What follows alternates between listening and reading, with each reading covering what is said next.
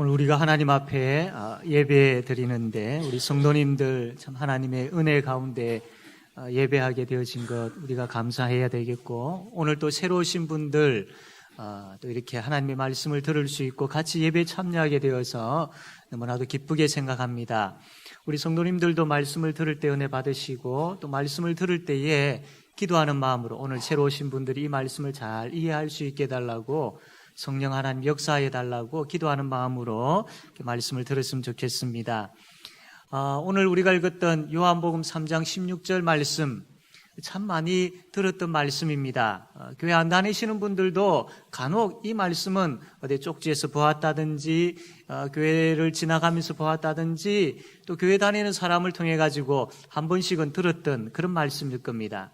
제가 오늘 이 말씀이 어떤 의미인지 무슨 뜻인지 좀 이렇게 여러분들 듣기 쉽도록 그렇게 설명을 해드리려고 합니다. 먼저 우리가 화면을 보게 되어지면 꽃다발이 나와 있죠. 참 예쁘장하게 생겼습니다. 잘 포장되어진 꽃다발이지요. 축하할 일이 있다든지 또 감사를 표현하고 싶다든지 이렇게 할 때에 많이 사용되어지는 그런 꽃다발입니다. 그래서 꽃다발을 주는 사람도 기분이 좋고 꽃다발을 받는 사람도 참 기분이 좋습니다. 참 너무나도 예쁘게 잘 포장되어 있지요. 그런데 조금 한 번 더 깊이 한번 생각해 봅시다. 이 꽃다발이 그냥 땅에 이렇게 뿌리를 내리고 이렇게 있는 것이 아니고 잘려져 있지 않습니까? 잘려져 있는 꽃다발입니다. 이 잘려져 있기 때문에 이 꽃들은 오래 가지를 못합니다. 그 꽃 자체에 남아있는 수분과 영양분, 그것이 이제 다 되어지면 이제 얼마 있지 아니하여서 이 꽃은 시들게 되어지겠죠. 그래서 썩게 되어집니다. 이 땅에 이렇게 뿌리를 내리고 딱 꽂혀 있으면, 뿌리를 내리고 이렇게 자라고 있을 때는 땅으로부터 수분과 영양분을 잘 공급받아 가지고 계속해서 이 아름다운 꽃이 계속해서 매년마다 또 열리게 되어질 텐데, 그런데 그만 잘려져 버린 거예요. 그래서 계속 영양분과 수분을 공급받지를 못하는 겁니다. 어떤 의미에서 이 꽃이 잘려진 그 순간부터 이 꽃의 죽음은 시작이 된 겁니다. 이런 의미에서 인간도 이 잘려진 꽃과 똑같은 겁니다.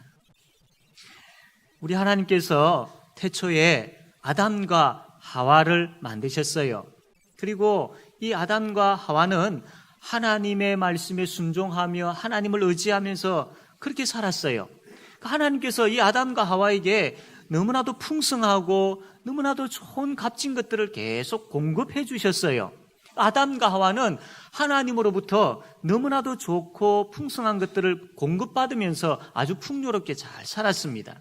그런데 어느 날 사탄이 찾아와 가지고 이 아담과 하와를 유혹하는 겁니다. 하나님께서 이 동산 중앙에 있는 선악을 알게 하는 나무의 과실을 먹지 말라고 했지. 아니야, 먹어도 돼. 하나님 말씀 어겨도 돼. 괜찮아, 먹어라고 유혹을 합니다.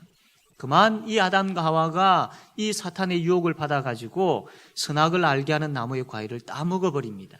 하나님께서 먹지 말라라고 했는데, 이게 그냥 단순하게 여겨질 부분들이지만 그러나 그렇지 않습니다. 왜냐하면 하나님의 말씀에 불순종한 거거든요.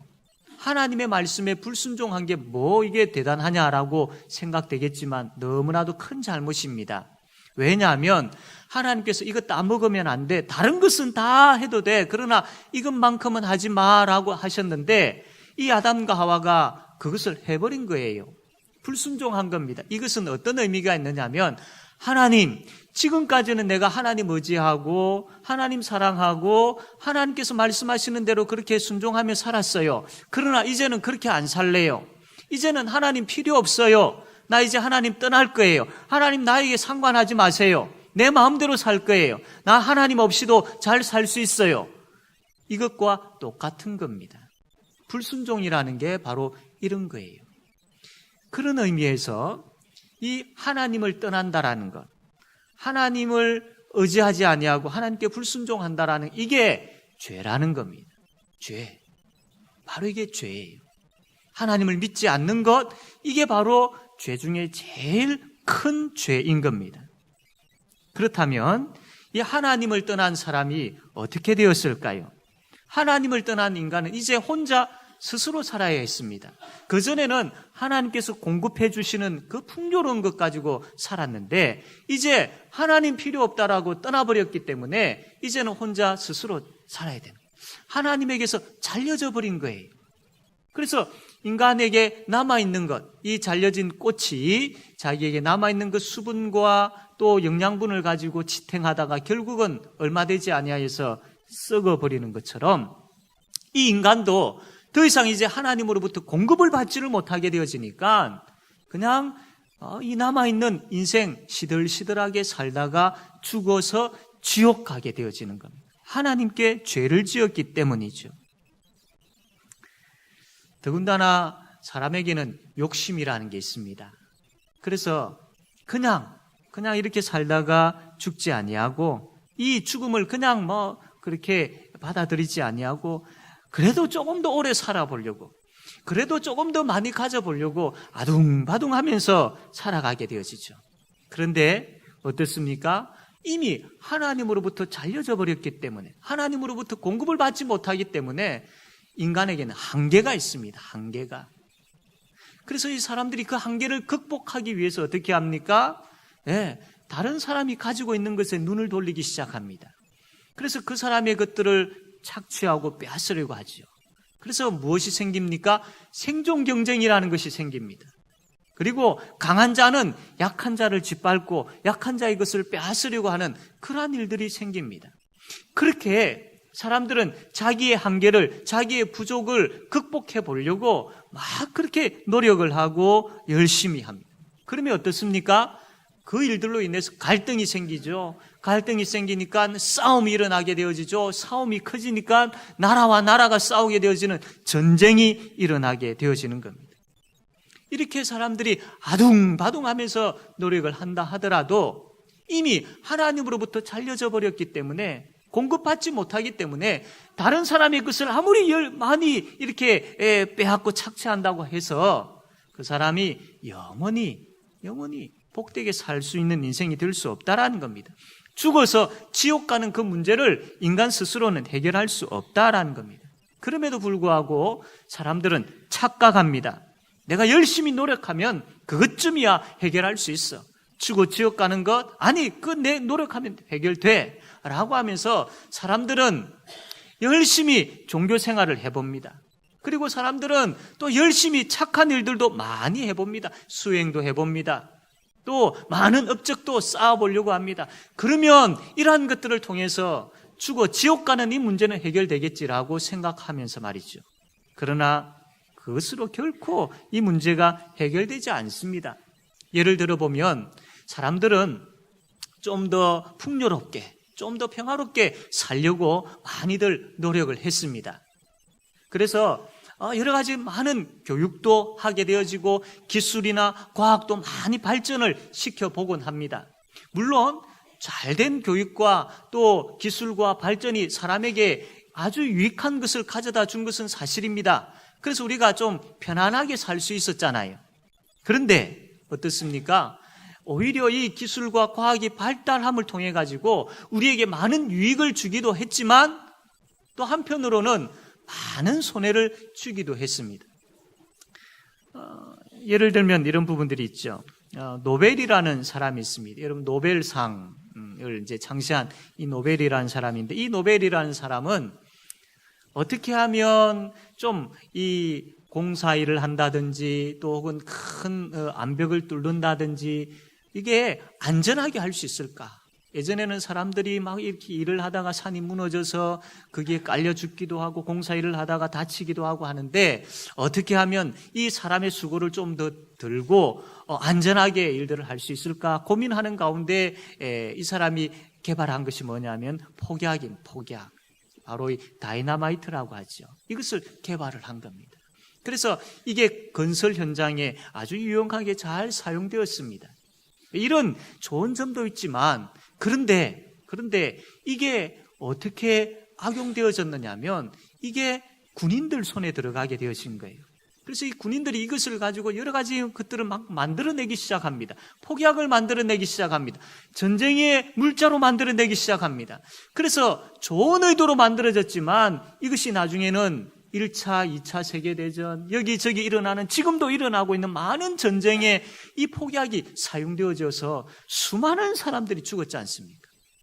그래서 나중에 이러한 모습들을 보았던 이 노벨이 후회를 했다고 합니다. 내가 괜히 그것을 만들어가지고 이 수많은 사람들을 죽였구나라는 후회를 했다고 합니다. 또 한 가지가 있죠. 원자력 발전소가 이 핵을 통해서 이 전기를 생산을 합니다.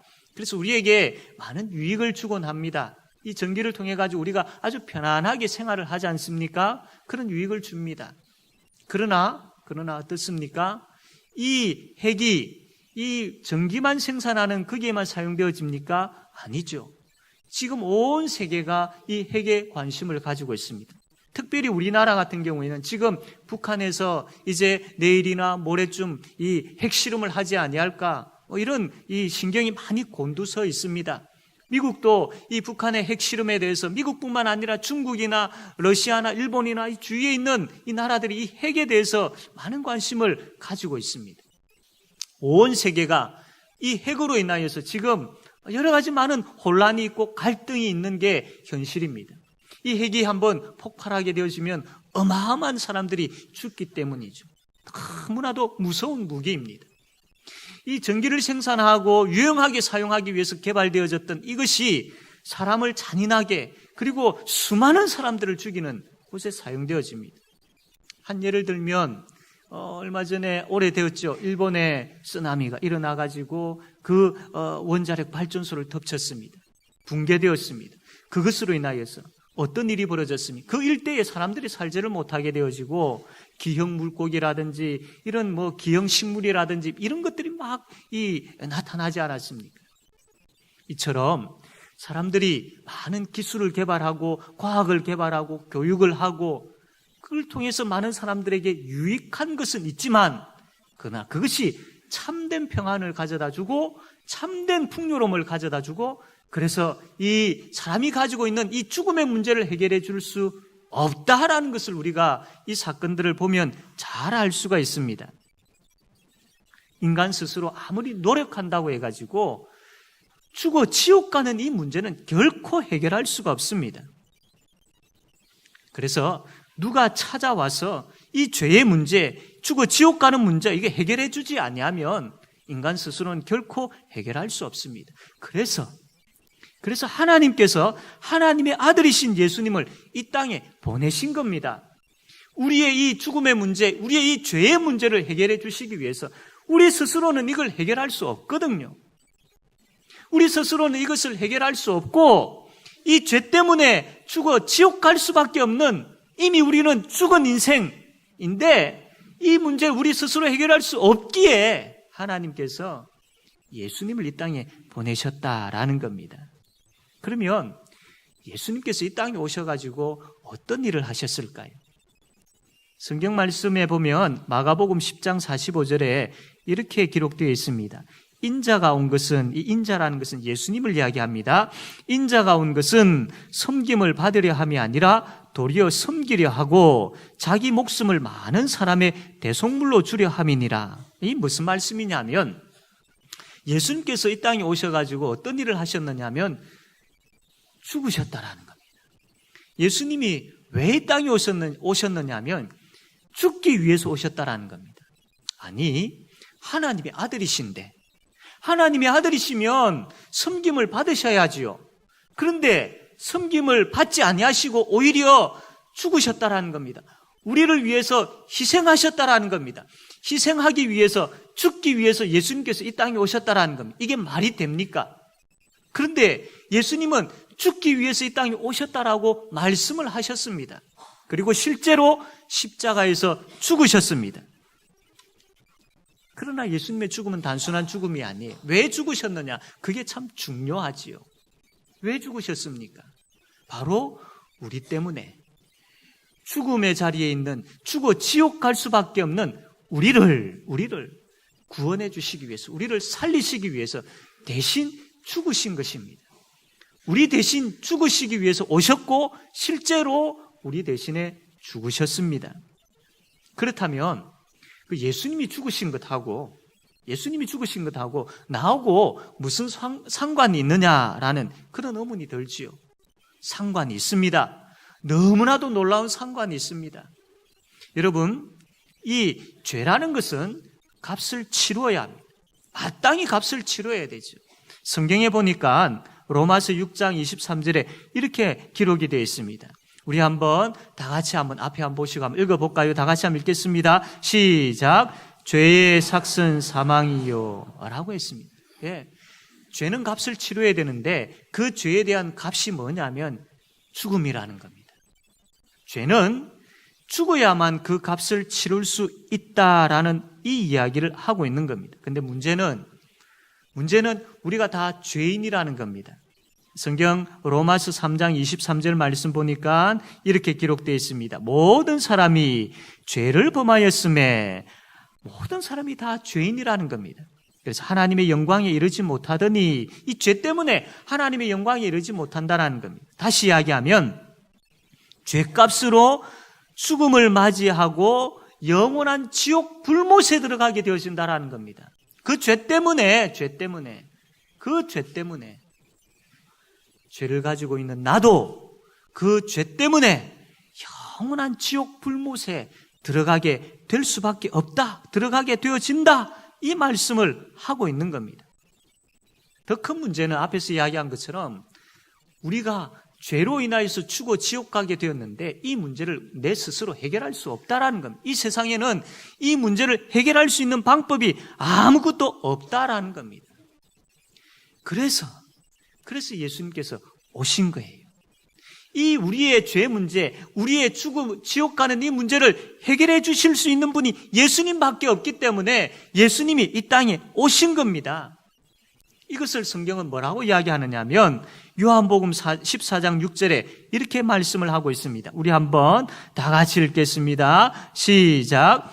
예수께서 이르시되 내가 곧 길이요 진리요 생명이니 나로 말미암지 않고는 아버지께로 올 자가 없느니라. 예수님 밖에 우리를 구원해 주실 분이 없다라는 이 말이죠. 우리의 죄를 대신 해결해 주실 수 있는 분은 예수님 밖에 없다라는. 그래서 그 예수님이 오셔서 내 대신에 죽어 주신 겁니다. 우리가 죄를 짓고 우리가 그 죄값으로 죽어야 하는데 예수님께서 그 죄값을 우리에게 묻지 아니하시고 예수님께서 대신 그 죄값을 다 가져오라. 내가 너희들의 죄값을 대신 짊어질게.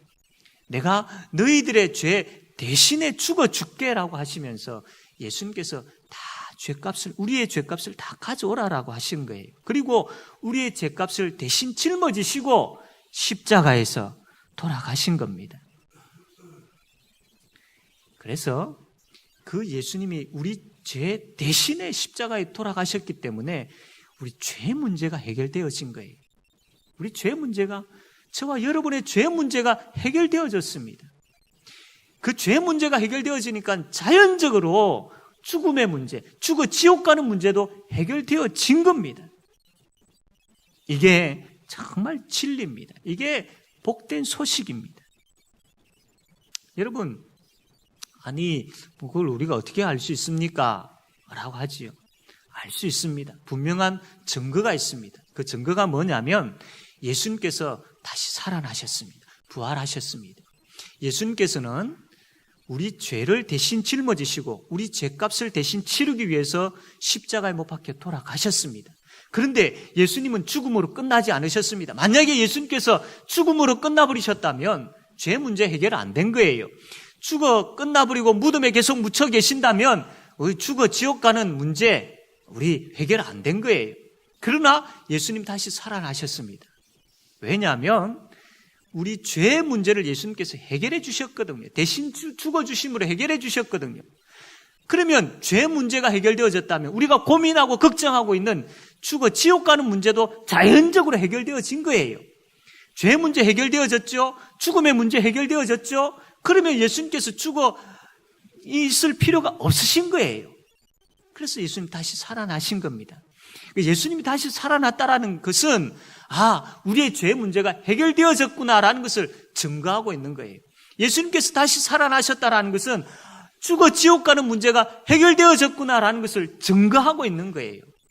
그래서 그분이 십자가에서 우리 대신에 죽어주심으로 우리의 죄 문제가 해결되었고, 그 결과 우리가 가장 무서워하는 죽어 지옥 가는 문제가 해결되어졌다라는 것을, 예수님 다시 살아났다라는 것을 통해서, 예수님의 부활을 통해서 우리가 확신하고 알게 되어졌다라는 겁니다. 여러분, 이게 바로 복음입니다. 이게 바로 진리입니다. 그렇다면 이 좋은 소식, 이 복음을, 이 진리를 우리가 어떻게 얻을 수 있을까요? 어떻게 얻을 수, 참 제일 중요합니다. 이 죽어 지옥 가지 아니하고 천국 갈 수 있는 이 구원을 우리가 이 땅에서 참 죽음의 사람으로 살지 아니하고 생명을 가진 사람으로 살 수 있는 길이 어디 있는가? 어떻게 하면 될 수 있을까? 바로 오늘 우리가 처음에 읽었던 요한복음 3장 16절 말씀을 보면 그 답이 나와 있습니다. 우리 한번 다 같이 한번 읽어보겠습니다. 우리 한번 앞에 요한복음 3장 16절 말씀,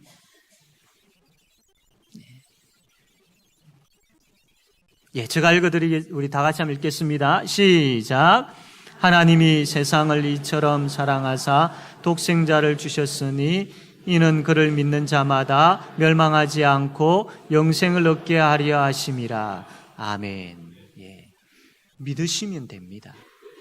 믿으시면 됩니다.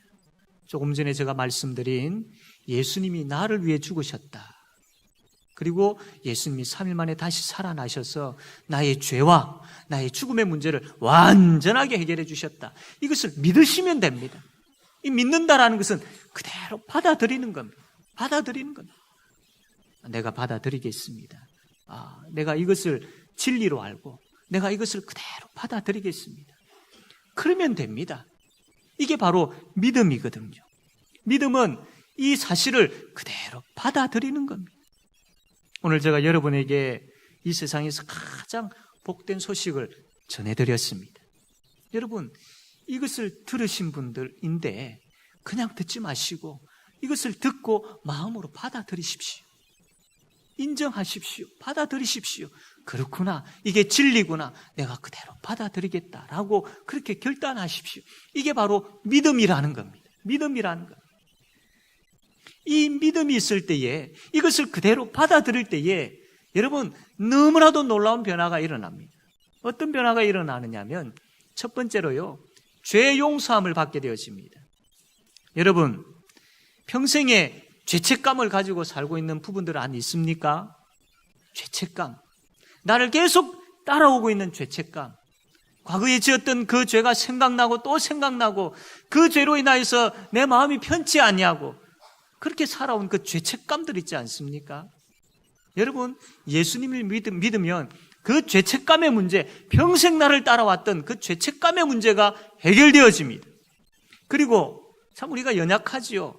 반복해서 죄 짓고 있는 것 있지 않습니까? 아이고, 이제는 내가 이렇게 하지 말아야지 해놓고 또 죄 짓고, 아이고, 이게 죄인데 이거 하면 안 되는데 라고 하면서 또 죄 짓고 하는, 반복해서 죄 짓고 있는 그 습관적인 죄들 있지 않습니까? 예수 믿으면 그 죄의 문제가 해결되어집니다. 큰 죄이든 작은 죄이든 내가 지금까지 지었던 죄, 모든 죄 문제가 다 해결되어집니다. 그 누구도 해결할 수 없었던 죄 문제, 내 속에 남아있었던 나를 괴롭혔던 그 죄 문제가 깨끗하게 해결되어집니다. 그리고 이제는 죄를 미워하게 되어집니다. 그리고 죄를 멀리하게 되어집니다. 얼마나 멋있는 인생이 되겠습니까? 예수 믿으면 이런 복이 주어지는 거예요. 또 한 가지 예수 믿게 되어지면 천국에 대한 소망을 가지게 됩니다. 여러분, 이 땅을 살아가는데 참 어디에서 여러분 희망을 찾습니까? 어떤 소망을 가지고 있습니까? 가만 생각해 보십시오. 여러분들이 가지고 있는 희망과 소망은 잠깐의 희망들이죠. 짧은 소망들입니다. 우리가 이 땅을 살아가는 가운데에 얻게 되어지는 단순한 것들이죠. 그러나 그 희망과 소망은 영원하지 않습니다. 그러나 우리가 예수 믿게 되어지면 이 세상에서 누리게 되어지는 소망과 희망과는 비교할 수 없는 영원한 희망을 가지게 되어집니다. 영원한 희망. 사람이 죽음 앞에서 두려워하는 이유가 뭔 줄 아십니까? 내가 죽어서 이제 끝나버리구나, 내가 갈 본향이 없구나라는 생각 때문에 두렵습니다. 이제 내가 죽어서 이제 죽음으로 끝나버리는, 좀 더 구체적으로 이야기하면 죽어서 지옥 가게 되어지는 인생이기 때문에 죽음 앞에서 두려운 거예요. 두려운 거예요. 그러나 예수 믿게 되어지면, 예수 믿는 사람은 이 희망이 있는데, 소망이 있는데 영원한 천국에 가게 되어진다는 소망이 있습니다. 그 소망이 있기 때문에 이 땅을 살아가는 가운데도 힘이 납니다. 여러분, 내 마음에 소망을 가지고 살아가는 사람하고 소망이 없는 사람하고 전혀 다르지요. 그것도 가짜 소망을 가지고, 또 혹은 짧게 금방 없어질 소망을 가져도 웃고 기쁜데, 하물며 영원한 소망, 희망, 천국에 대한 소망을 가지고 다니는 사람은 어떻겠습니까? 너무나도 기쁜 거예요. 너무나도 감사한 거예요. 너무나도 행복한 거예요. 예수 믿는 사람은 이러한 천국에 대한 소망을 가지게 됩니다. 그리고 예수 믿는 사람은 참된 평안을 가지게 됩니다. 죄와 죽어 지옥 가는 문제가 해결됩니다. 그러면 그 마음속에 두려움이 사라지게 되어지는 거죠. 이 세상엔 염려투성이지 않습니까? 걱정이 너무 많습니다. 많은 일들로 인해 가지고 마음에 이 바람이 잔잔할 날이 없는 거예요. 늘 걱정과 염려투성이죠. 그 원인이 뭐냐면 죄 때문입니다. 그 원인이 뭐냐면 죽어 지옥 간다라는 그것 때문에 늘 불안합니다. 두렵습니다. 그런데 예수 믿게 되어지면 이 문제가 해결되어집니다. 이 문제가 해결되어지면 나에게 뭐가 찾아오는 줄 아십니까? 평화가 찾아옵니다. 제가 간혹 이제 예수 믿은 지 얼마 안 되시는 분들을 찾아뵙고 인사를 하면서 질문을 합니다. 예수 믿고 교회 다니니까 뭐가 제일 좋던가요? 질문을 합니다. 그러면 19은요, 마음이 참 편안해요. 마음이 편안해요. 그 이야기를 하시더라고요. 그럴 수밖에 없지요. 죄 문제가, 죽어 지옥 가는 문제가 해결되었는데, 두려움의 문제가 해결되었는데 평안이죠. 평안이 찾아옵니다. 오늘 여기 오신 여러분, 바로 이 평안이 여러분에게도 있기를 원합니다. 예수 믿고 이 평안을 여러분들도 가지기를 원합니다. 또 한 가지, 우리가 예수 믿게 되어지면 이제 이 땅에서 하나님의 자녀로 살게 되어집니다. 무슨 말이냐면요, 가장 가치 있는 인생을 살게 되어진다라는 겁니다. 세상 사람들이 이야기할 때에 우리를 보면서 이야기할 값없는 인생, 가치 없는 인생, 그런 이야기 할 수 있습니다. 그러나 그렇지 않습니다. 만약에 여러분들이 예수를 믿게 되어지면 세상 사람들이 뭐라 이야기하더라도 여러분은 가장 가치 있는 인생을 살게 되어집니다. 가장 값진 인생입니다. 그리고 아주 건강한 자존감을 가지고 살게 되어집니다. 왜? 하나님이 내 아버지신데, 내가 하나님의 자녀인데, 이 믿음이 있기 때문입니다. 여러분, 예수 믿으면 이런 복을 받게 되어집니다. 이 복이 여러분 앞에 지금 놓여 있습니다. 이 마음 문을 열고 이 복을 그대로 받으시면 됩니다. 예수 그리스도를 그대로 받으시면 됩니다. 이제 내가 예수 믿겠다라고 작정하시면 됩니다. 오늘 여기에 오신 여러분, 더 이상 이제는 길이 아닌 길을 걷지 마시길 바랍니다. 참된 길이 여기 있습니다. 더 이상 이제 거짓에 속지 마시길 바랍니다. 참된 진리가 여기 있습니다. 더 이상 죽음의 자리에 있지 마시길 바랍니다. 참된 생명이 여기에 있습니다. 그분이 누구냐? 바로 길과 진리와 생명 되신 예수님이십니다. 이 예수님을 그대로 받으십시오. 그대로 믿으십시오. 그러면 구원을 얻습니다. 구원을 얻습니다.